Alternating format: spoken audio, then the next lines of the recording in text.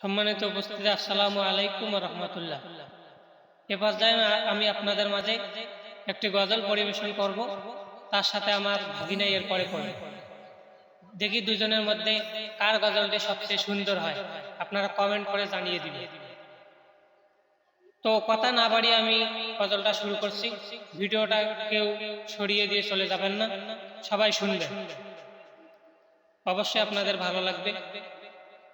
তো বেশি কথা না বাড়িয়ে শুরু করছি।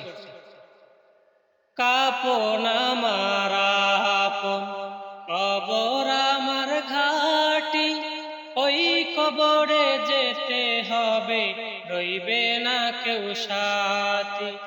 কাপন আমার আপন, কবর আমার ঘাটি, ওই কবরে যেতে হবে, রইবে না কেউ সাথী। থাকতে হবে নিরালায়, একা একা বাসতলায়, থাকতে হবে নিরালায়, একা একা বাসতলায়।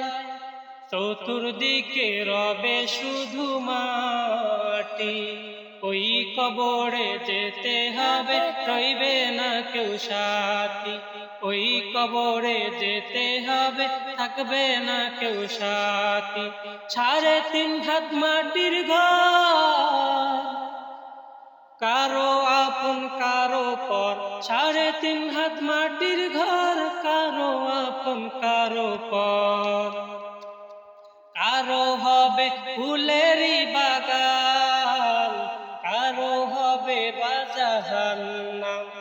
কাপন আমার আপন, কবর আমার ঘাটি, ওই কবরে যেতে হবে, রইবে না কেউ সাথী।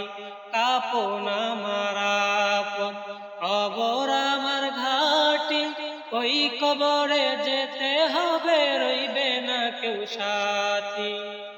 তো এই পর্যায়ে আমার ভগিনা গজলকে শোনাবে। শুরু কর।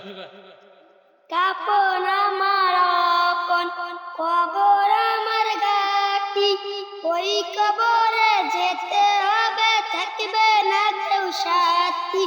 কাপন আমার আপন, কবর আমার ঘাটি, ওই কবরে যেতে হবে, থাকবে না কেউ সাথী। থাকতে